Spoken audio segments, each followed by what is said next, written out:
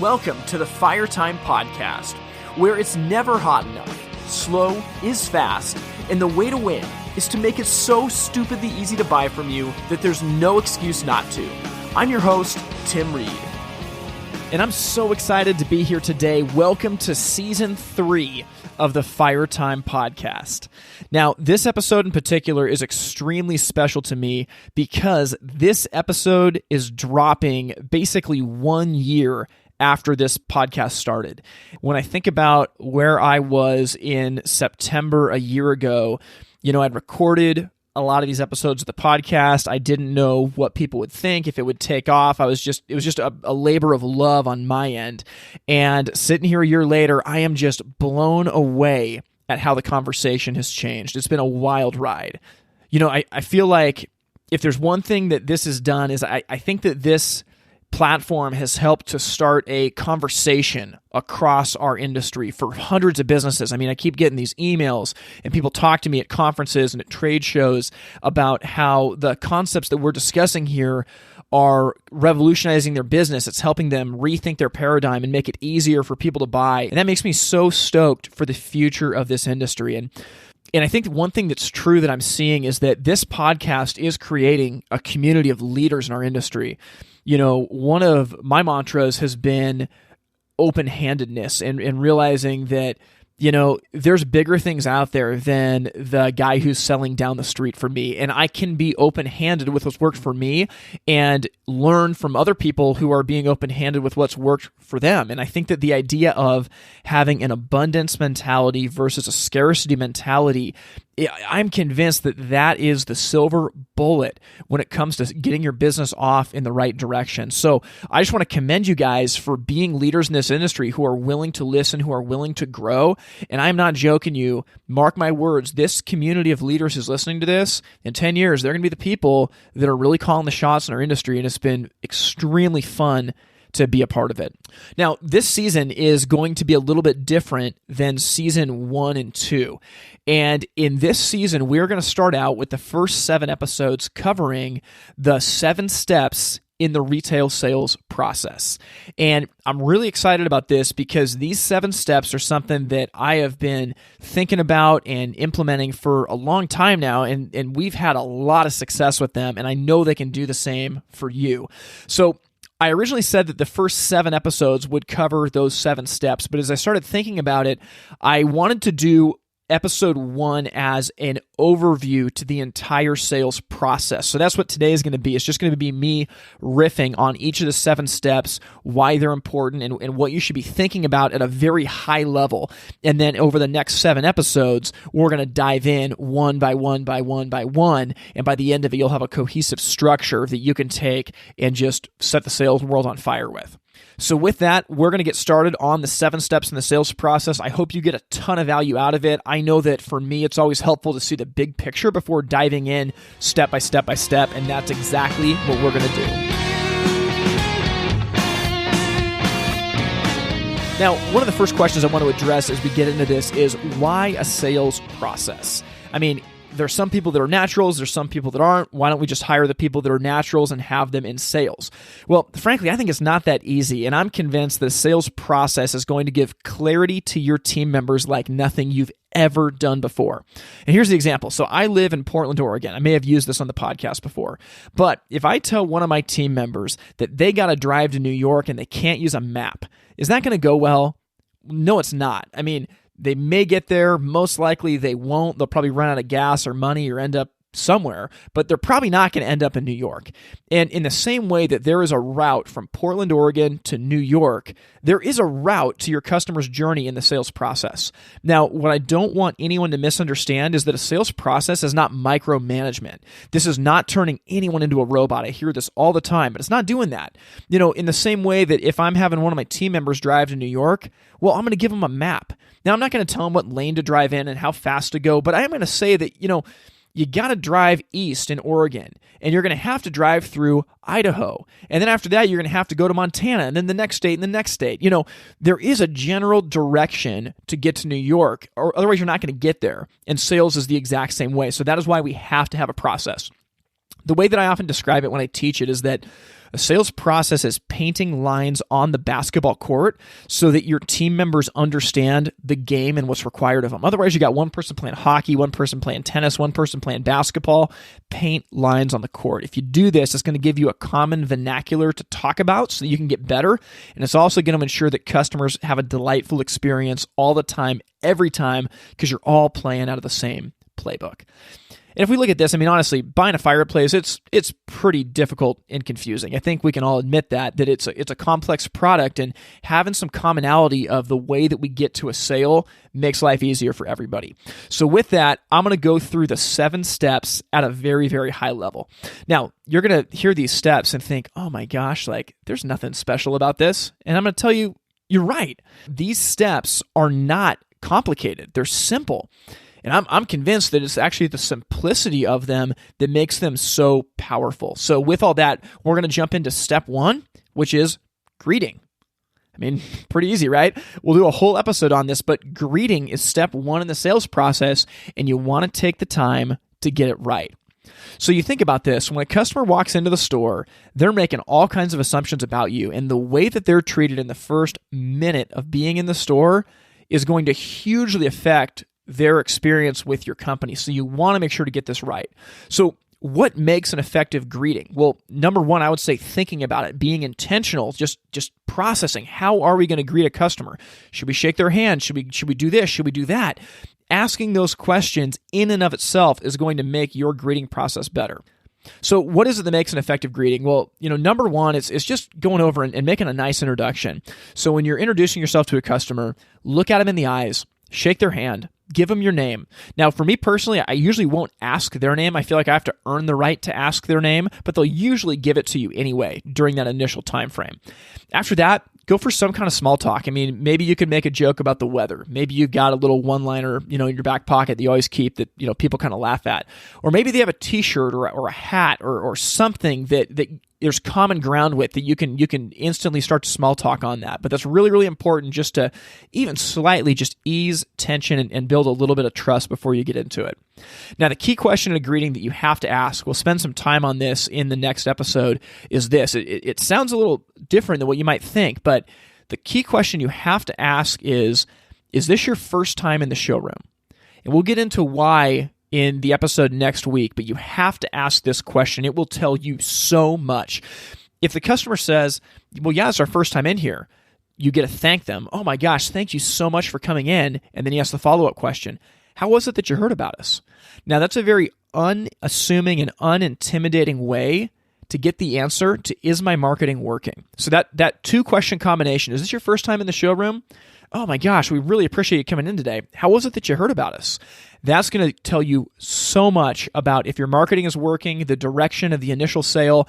But if they say, well, yeah, we've actually been in here before, you got to say, oh, perfect. Well, what team member were you working with? I'd love to get you in touch with them so that we can continue right where you left off. That question is going to just revolutionize your sales process. Now, one of the most common things I hear in greeting is what I call the 5 words of death. And the 5 words of death are, how can I help you? This is what everyone says, and I'm telling you, it will kill the greeting. It's not a bad thing to say, but you want to wait until your greeting, your small talk, your initial rapport building is over before you say, how can I help you? Because as soon as you say that, you're off to the races. Now, that's the greeting. So we'll spend more time on this in the next episode, but at a high level, these are the effective things in a greeting that you should be thinking about. Step 2 is going to be understand their problem. Now, this is something that's a really, really big deal, and this is, in my opinion, the most important and also the most neglected part of the sales process. So when we talk about understand the customer's problem, here's the basic premise. The basic premise is the only reason that a customer is walking into your store is because they have a problem.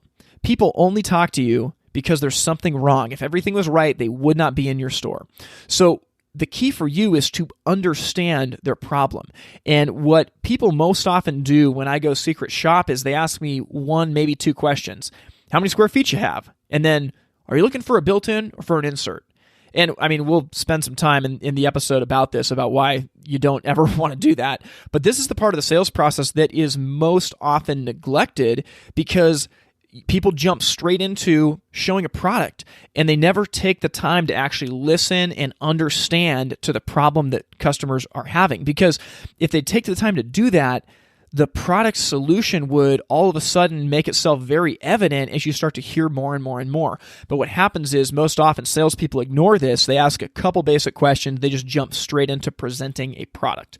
So the keys to understanding their problem just really comes down to good listening. You want to ask really good questions. Open-ended questions, closed-ended questions, directed questions. You want to summarize and ask if that's correct and say, hey, so if I'm understanding you right, you mentioned that your house is about 1,500 square feet. You bought it a couple years ago, and the living room has just never felt right. Because I know you said it's got these big, tall, single-pane windows that just always seem freezing cold. Is that a fair representation of your situation right now? Ask them, because they'll tell you if you're wrong. What you're doing here in the understanding process is, as Zig Ziglar says, you are loading the sales shotgun. We'll talk more about this later, but the idea is that as you're asking a customer questions and you're understanding their problem, they are literally telling you the things that are going to trigger them to buy.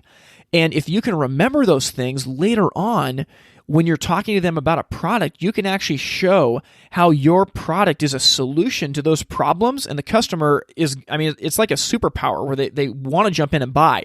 But if you don't take the time to understand their problem, it's going to send you totally down the wrong trail when you're doing a sales presentation. A funny example of this, I do a lot of secret shopping, and very often when I go in and I'll get asked that question, are you looking for a built-in or an insert? And I'll just kind of play dumb and say, I don't know, I think I'm looking for an insert.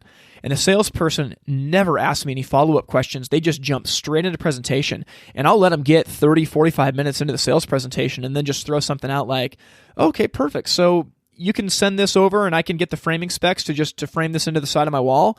And I can always see the salesperson just say to themselves, oh my gosh, did this actually just happen? And we have to start all the way over from the beginning, and they got to show me a zero clearance fireplace. So if you don't understand, it's going to take you in all kinds of loops and wrong directions if you move on too quickly. So you want to make sure you understand their problem as step 2. Step 3 of the sales process is advise a solution. So again, now that we understand their problem, we can advise a solution. And this language is really, really intentional, that you can't advise someone unless you understand. So the example that I always give is, if you go into the doctor's office and the doctor asks you 2 questions that takes 15 seconds and then just starts to diagnose you and, send you off to surgery or give you pills or medication, you're not going to feel good about that. And you're probably going to go get a second opinion because they actually didn't understand you. Now, it's different if a doctor actually listens and understands your problem, and then based on your problem, they diagnose and they offer you solutions for it. You're much more likely to go with that surgery or take those pills or whatever it is, and this is the exact same way. So the idea when it comes time to advise a solution is you're taking all the information they've given you about the problem, and now is when you get to show them a product. But when you show them this product, you can only talk about how it solves their problem. So Fireplace might do 15 different things.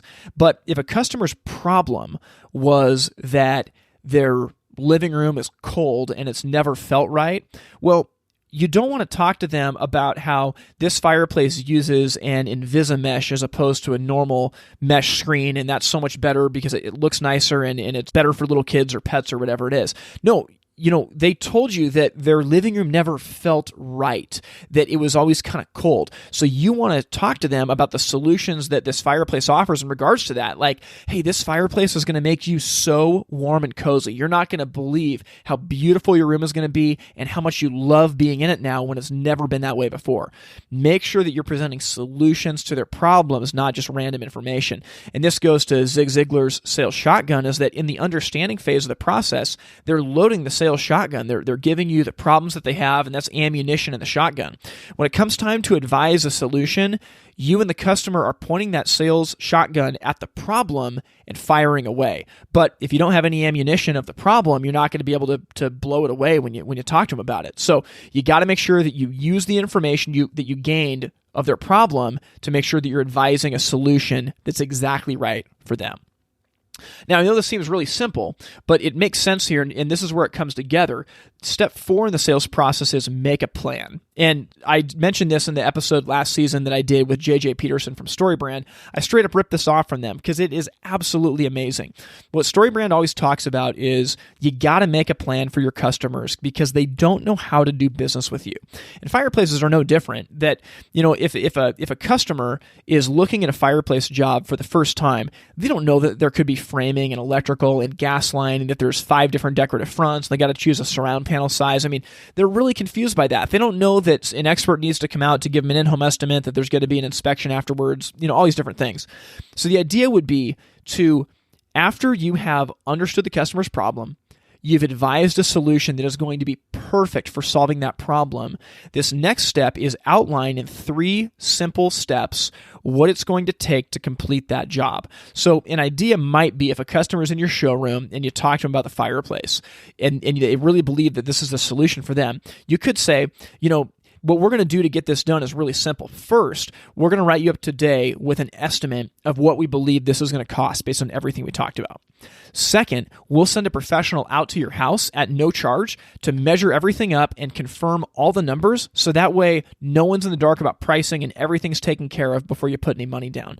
Third, we're going to install that for you safely and make sure that the job is done to code. Now, in our minds, you think like, well, that's too simple. I just told them I'm going to give them an estimate, I'm going to come out to their house, and then we'll install it.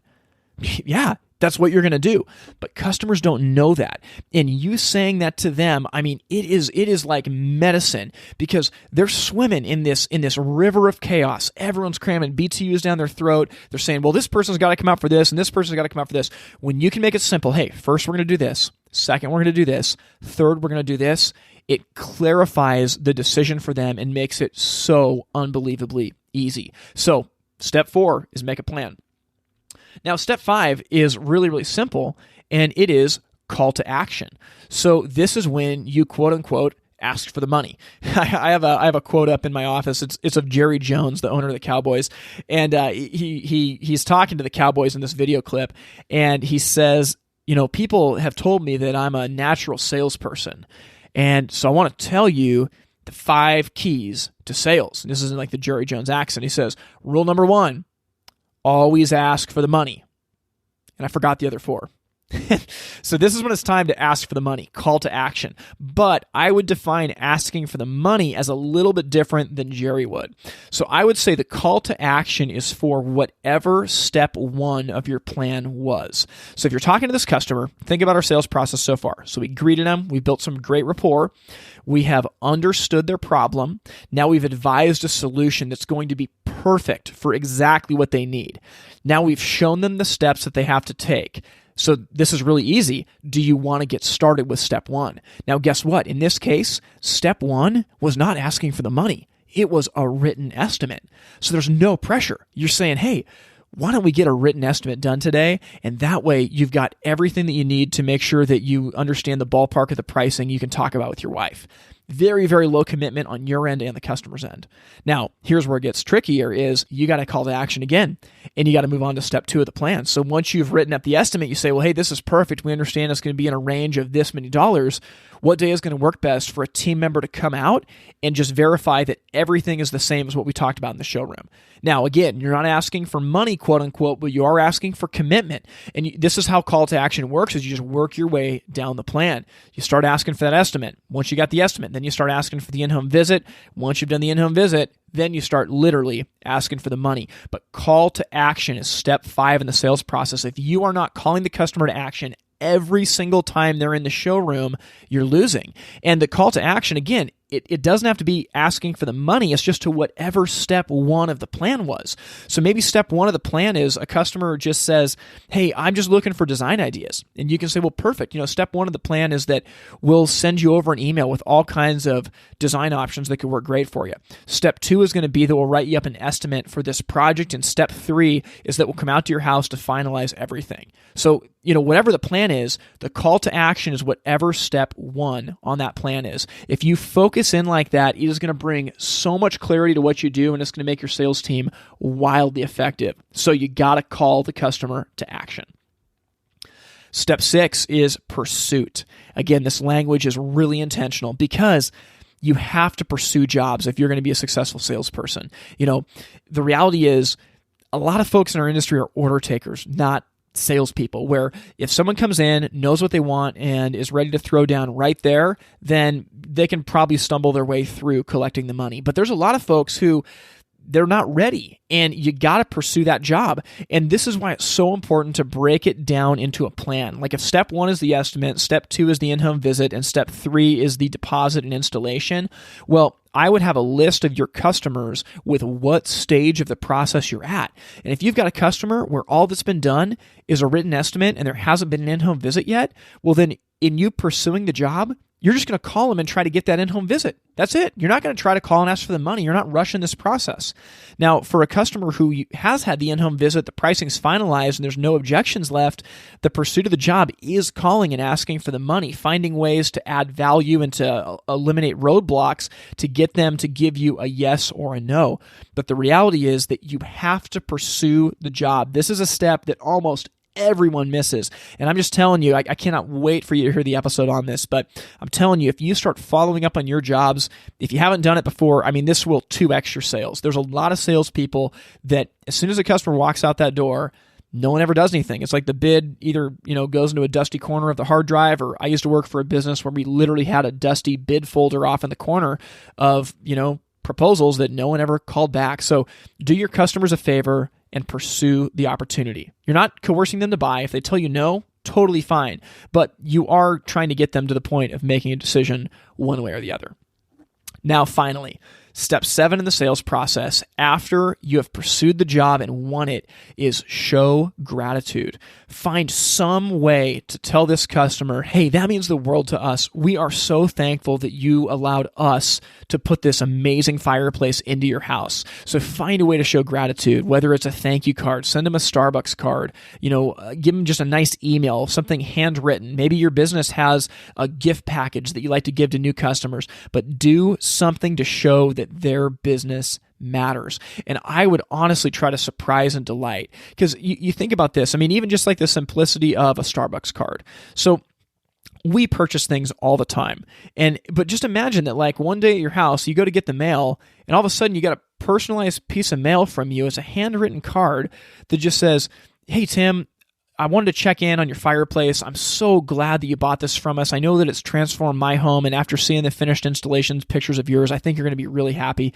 If there's ever anything I can do, or anyone you know who needs a fireplace like this, don't hesitate to give them my card. In the meantime, here's a cup of coffee. I hope you really enjoy it. And it's a $5 Starbucks card.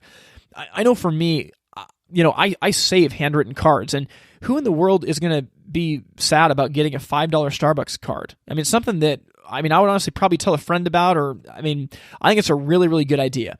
You can say that, well, it's expensive, it takes time, and there's not an immediate payoff. And, you might be right that it is expensive and it does take time, and maybe there's not an immediate payoff, but I'm telling you, in the long run, you're going to win.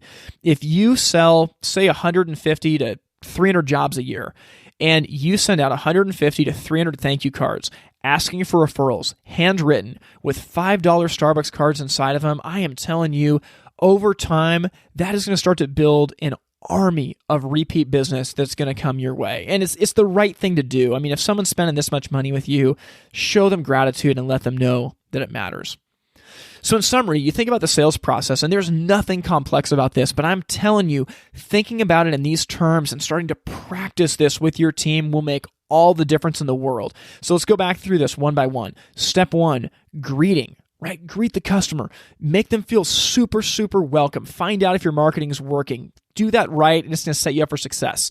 After greeting, understand their problem. Spend time, dive in with questions, listen more than you talk. If you can understand their problem, it is going to make life so much easier on the back end. Okay, now that we've understood their problem, we move on to advise a solution. Again, that language is intentional. I can't advise you on something that I don't understand. Imagine going to a financial advisor. They don't ask you any questions about your bank numbers, and they instantly start giving you financial advice. It doesn't work that way. But since you understand the problem, now you can advise solutions that are just going to knock their socks off.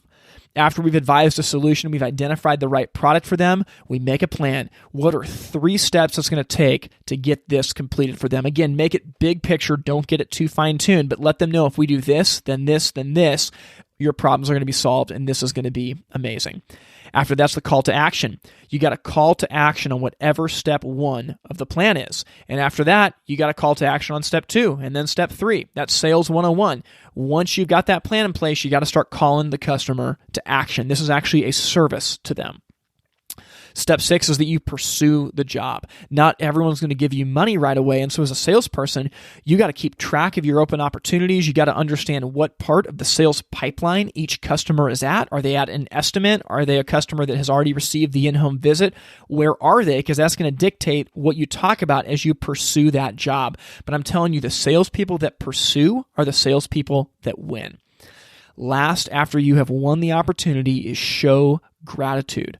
A thank you card, a Starbucks card, a Target card, a Visa gift card, whatever it is. Maybe it's a gift bag from your company. Show gratitude and make it personal. Don't do something that is easy and just duplicatable. I would highly recommend do something handwritten. It will move the needle, and this is going to be critical to word of mouth referral business. And this is the long game. This is not the short game. This is thinking 5 years ahead, but this is what you have to do. If you can master these 7 steps in the sales process, I am telling you that you are going to win. This is something that is a shift, but here's where I would start. Where I would start is slowly. Pick one part of this and start working on it with your team. Do an hour practice session every other week where you just work on one part of this, where maybe you give each team member a different scenario, and all you're working on is understand the problem. So a team member's got to come in, they've got a scenario written down, and the other team member has to ask them questions and really try to understand what's at the heart of this.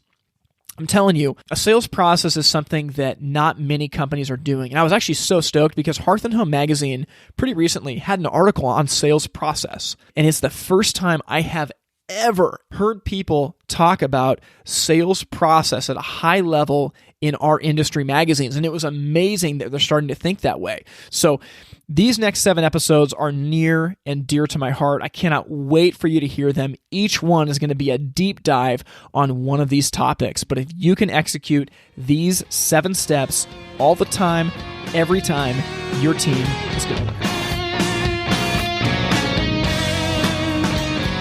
Well, I hope you enjoyed an overview of those steps. Like I mentioned, the 7-step sales process is a money maker. And I'm telling you, do not sleep on this. Your team members are going to love it.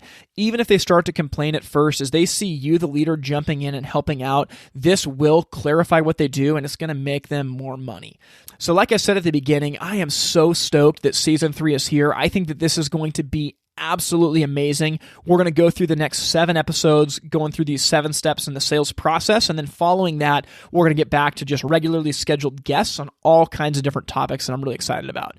Now, I've teased this out a little bit, but there is going to be a huge announcement partway through this season, and I cannot wait for you guys to get an inside scoop into what is going on. So with all that, if you have any questions about this sales process, send me an email. My email is tim@itsfiretime.com. That's tim@itsfiretime.com. I'm so thankful that you are choosing to listen to this podcast. You are the ones who are shaping our industry for the future, and I am so stoked to be a part of it. Thank you for listening to the Fire Time Podcast. To learn more, visit the website itsfiretime.com. Music from this episode was written and recorded by In Bloom out of Portland, Oregon. We thank you for listening to the Fire Time Podcast, where it's never hot enough, slow is fast, and the way to win is to make it so stupidly easy to buy from you that there's no excuse not to. We'll see you next time.